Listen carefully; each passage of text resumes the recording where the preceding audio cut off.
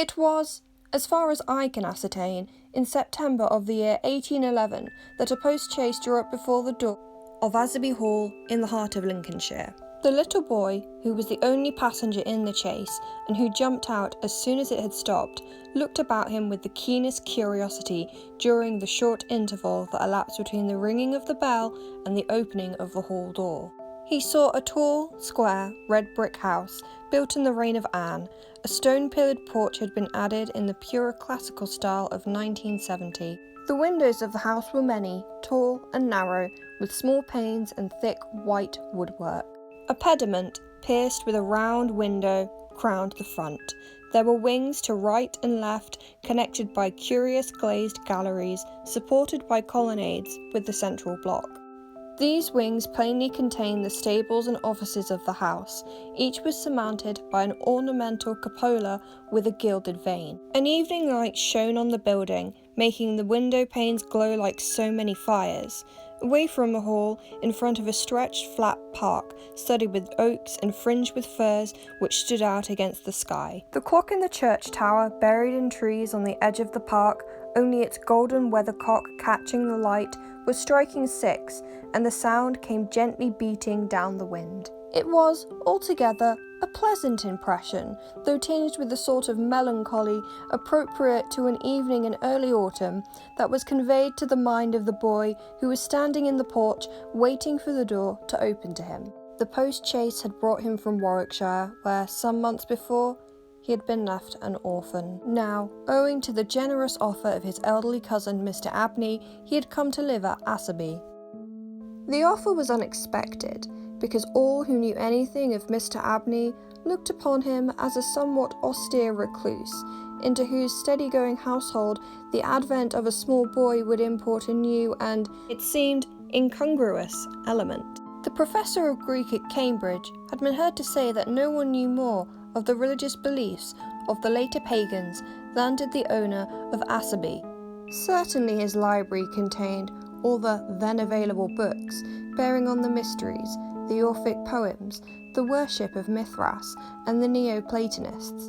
In the marble-paved hall stood a fine group of Mithras slaying a bull, which had been imported from the Levant at a great expense by the owner. He had contributed a description of it to the Gentleman's Magazine, and he had written a remarkable series of articles in the Critical Museum on the superstitions of the Romans of the Lower Empire. He was looked upon, in fine, as a man wrapped up in his books, and it was a matter of great surprise among his neighbours that he should ever have heard of his orphan cousin, Stephen Elliot, much more that he should have volunteered to make him an inmate of Asby Hall.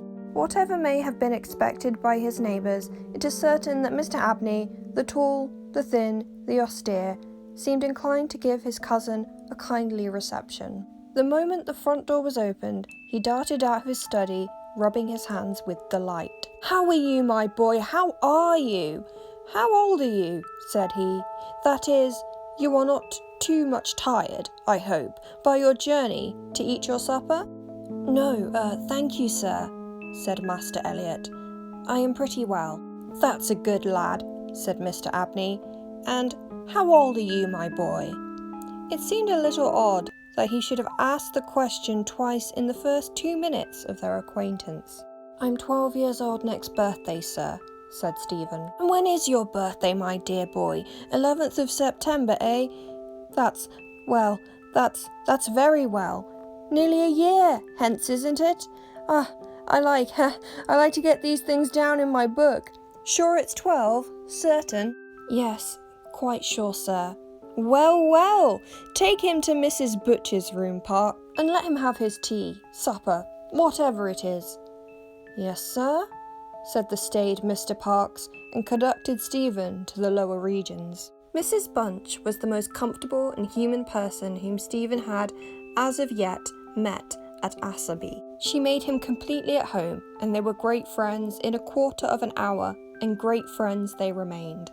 Mrs. Bunch had been born in the neighbourhood some 55 years before the date of Stephen's arrival, and her residence at the Hall was of 20 years' standing.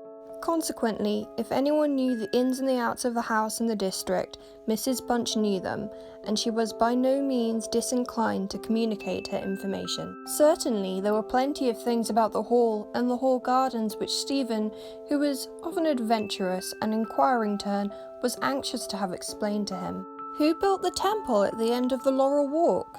Who was the old man whose picture hung on the staircase sitting at a table with a skull under his hand? These and many similar points were cleared up by the resources of Mrs. Bunch's powerful intellect. There were others, however, of which the explanations furnished were less satisfactory. One November evening, Stephen was sitting by the fire in the housekeeper's room, reflecting on his surroundings. "Is Mr. Abney a good man, and will he go to heaven?" he suddenly asked, with the peculiar confidence which children possess in the ability of their elders to settle these questions, the decision of which he believed to be reserved for other tribunals. "Good? Bless the child," said Mrs. Bunch. "Master's as kind a soul as I ever see. Didn't I ever tell you of the little boy as he took in out of the street, as you may say, this 7 years back? And the little girl, 2 years after I first come here?" "No." "Do tell me about them, Mrs. Bunch, now, this minute." "Well," said Mrs. Bunch, "the little girl I don't seem to recollect so much about. I know Master brought her back with him from his walk one day and gave orders to Mrs. Ellis, as was the housekeeper then, as she should be took every care with. The poor child hadn't no one belonging to her, she telled me so o' her own self.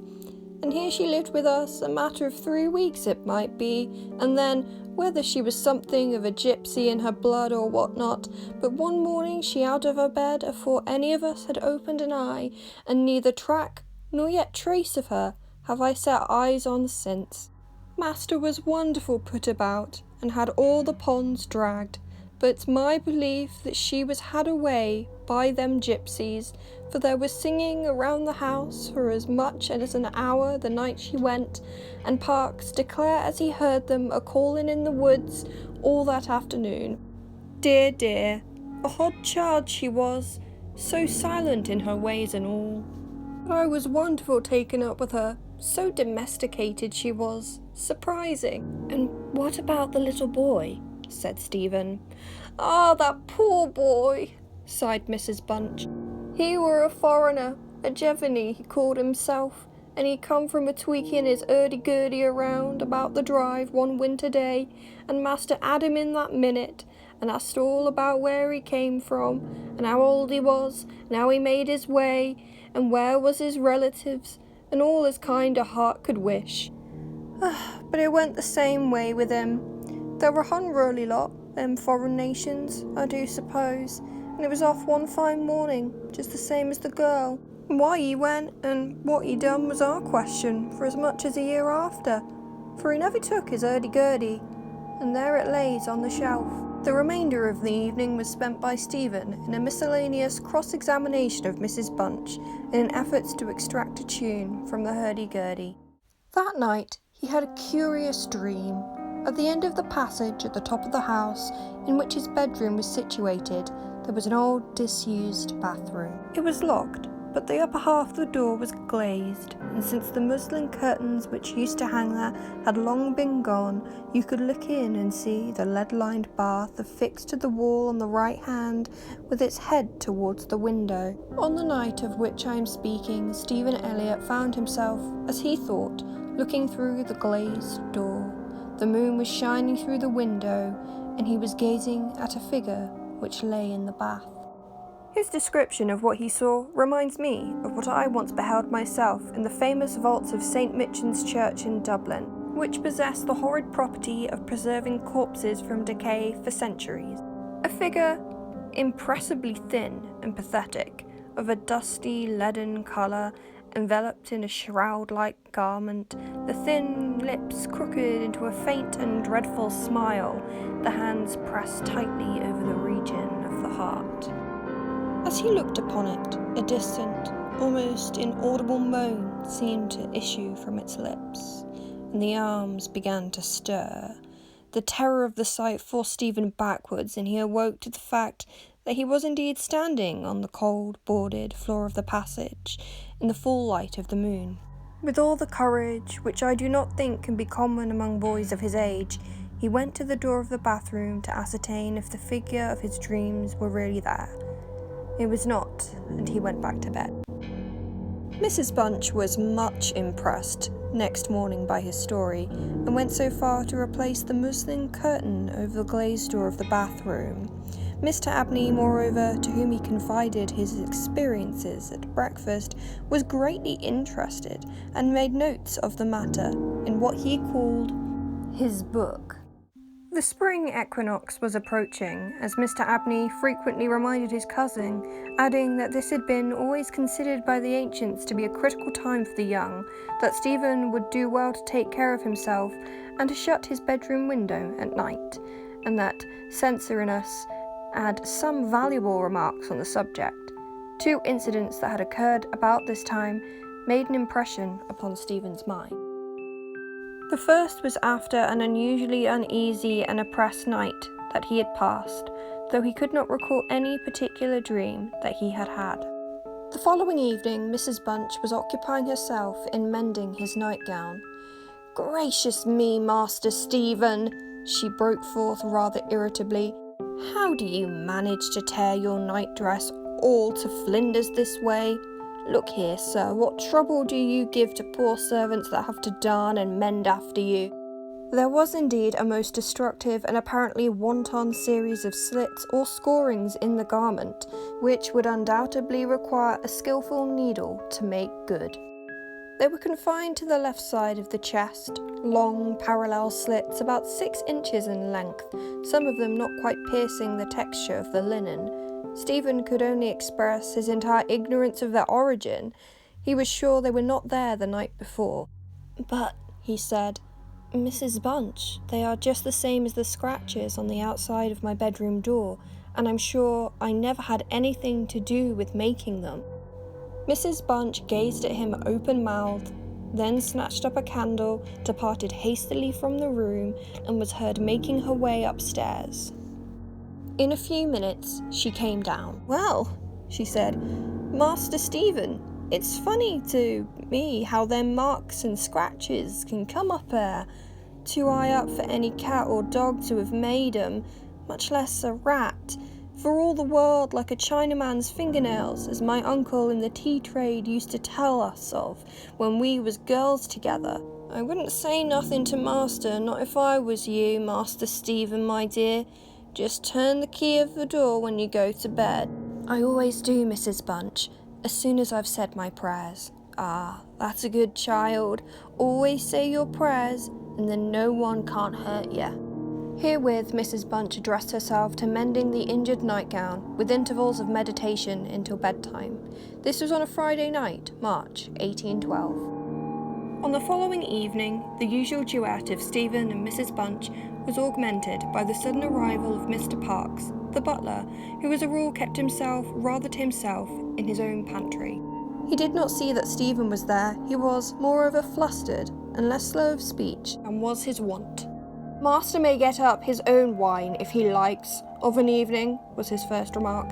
"Either I do it in the daytime or not at all, Mrs. Bunch. I don't know what it may be. Very like it's the rats or the wind that got into the cellars, but I'm not so young as I was, and I can't go through with it as I have done." "Well, Mr. Parkes, you know it is a surprising place for the rats, is the hall." "Not denying that, Mrs. Bunch, and, to be sure, many a time I've heard the tale from the men in the shipyards about the rat that could speak. I've never laid no confidence in that before, but tonight, if I demeaned myself to lay my ear to the door of the further bin, I could have pretty much heard what they were saying." "Oh there, Mr. Parkes, I've no patience with your fancies. Rats talking in the wine cellar, indeed." "Well, Mrs. Bunch, I have no wish to argue with you. All I say is, if you choose to go to the far bin and lay your ear to the floor, you may prove my words this minute." "What nonsense you do talk, Mr. Parkes. Not fit for children to listen to. Why, you'll be frightening Master Stephen there out of his wits." "What? Master Stephen?" said Parkes, awakening to the consciousness of the boy's presence. "Master Stephen knows well enough when I'm a-playing a joke with you, Mrs. Bunch." In fact, Master Stephen knew much too well to suppose that Mr. Parkes had at first instance intended a joke. He was interested, not altogether pleasantly, in the situation, but all his questions were unsuccessful in inducing the butler to give any more detailed account of his experience in the wine cellar. We have now arrived at March 24th, 1912. It was a day of curious experiences for Stephen, a windy, noisy day which filled the house and the gardens with a restless impression. As Stephen stood by the fence of the grounds and looked out into the park, he felt as if an endless procession of unseen people was sweeping past him on the wind. Borne on resistlessly and aimlessly, vainly striving to stop themselves, to catch at something that might arrest their flight and bring them once again into contact with the living world of which they had formed a part. After luncheon that day, Mr. Abney said, "Stephen, my boy, do you ever think you could manage to come to me tonight as late as 11 o'clock in my study? I shall be busy until that time, and I wish to show you something connected with your future life, which is most important that you should know. You are not to mention this to Mrs. Bunch, nor to anyone else in the house, and you had better go to your room at the usual time." Here was a new excitement added to life. Stephen eagerly grasped at the opportunity of sitting up till 11 o'clock. He looked in at the library door on his way upstairs that evening, saw a brazier, which he had often noticed in the corner of the room, moved out before the fire. An old silver-glint cup stood on the table, filled with red wine, and some written sheets of paper lay near it. Mr. Abney was sprinkling some incense on the brazier from a round silver box as Stephen passed, but did not seem to notice his step. The wind had fallen, and there was a still night and a full moon. At about 10 o'clock, Stephen was standing at the open window of his bedroom, looking out over the country. Still as the night was, the mysterious population of the distant moonlit woods was not yet lulled to rest. From time to time, strange cries of lost and despairing wanderers sounded from across the mere.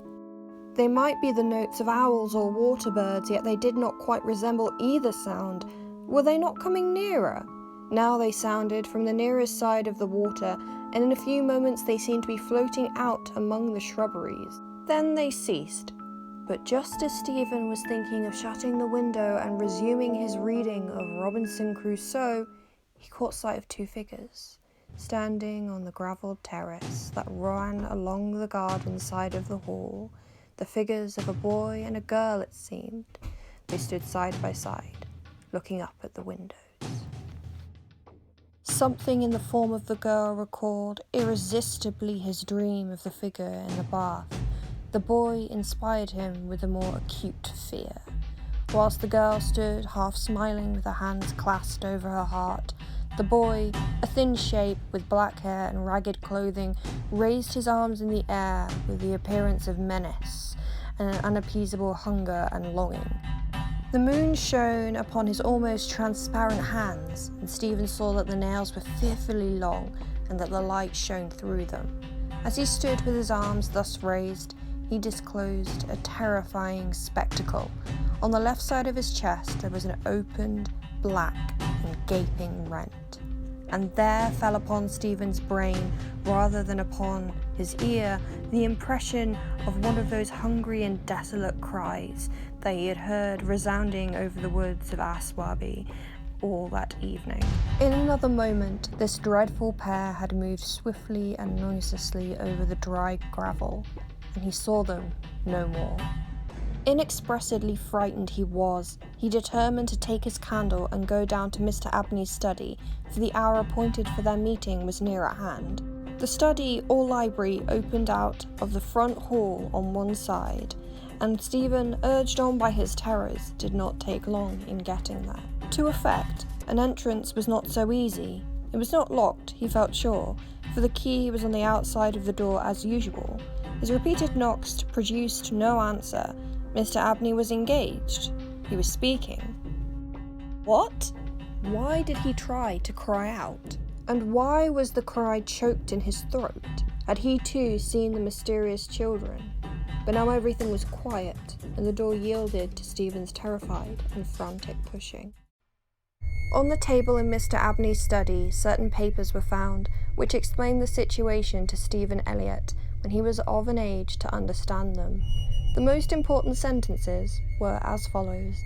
It was a belief very strongly and generally held by the ancients, of whose wisdom in these matters I have had such experience as induces me to place confidence in their assertions, that by enacting certain processes, which to us moderns have something of a barbaric complexion, a very remarkable enlightenment of the spiritual faculties in man may be attained, that, for example, by absorbing the personalities of a certain number of his fellow creatures, an individual may gain complete ascendancy over those orders of spiritual beings which control the elemental forces of our universe.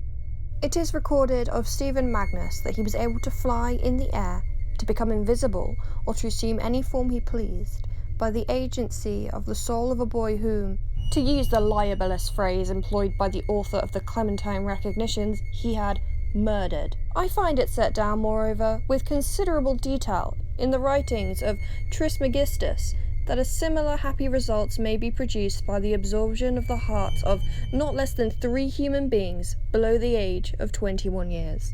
To the testing of the truth of this receipt I devoted the greater part of the last 20 years, selecting as the corpora vilia of my experiment such persons who could conveniently be removed without occasioning a sensible gap in society. The first step I effected by the removal of one Phoebe Stanley, a girl of gypsy extraction, on March 24, 1792. The second by the removal of a wandering Italian lad named Giovanni Paoli, on the night of March 23, 1805. The final victim, to employ a word repugnant in the highest degree to my feelings, must be my cousin, Stephen Elliott. His day must be this March 24, 1812. The best means of effecting the required absorption is to remove the heart from the living subject, and to reduce it to ashes, and to mingle them with about a pint of some red wine, preferably port. The remains of the first 2 subjects, at least, will be well to conceal. A disused bathroom or wine cellar will be found convenient for such purpose. Some annoyance may be experienced from the psychic portion of the subjects, which popular language dignifies with the name of ghosts. But the man of philosophic temperament, to whom alone the experiment is appropriate, will be little prone to attach importance to the feeble efforts of these beings to wreak their vengeance on him. I contemplate with the liveliest satisfaction the enlarged and emancipated existence which the experiment, if successful, will confer on me, not only placing me beyond the reach of human justice, so called, but eliminating to a great extent the prospect of death itself. Mr. Abney was found in his chair, his head thrown back, his face stamped with an expression of rage, fright, and mortal pain. In his left side was a terrible, lacerated wound, exposing the heart. There was no blood on his hands, and a long knife that lay on the table was perfectly clean. A savage wild cat may have inflicted the injuries. The window of the study was open, and it is in the opinion with the coroner that Mr. Abney had met his death by the agency of some wild creature. But Elliott Stevens' study of the papers I have quoted led him to a very different conclusion.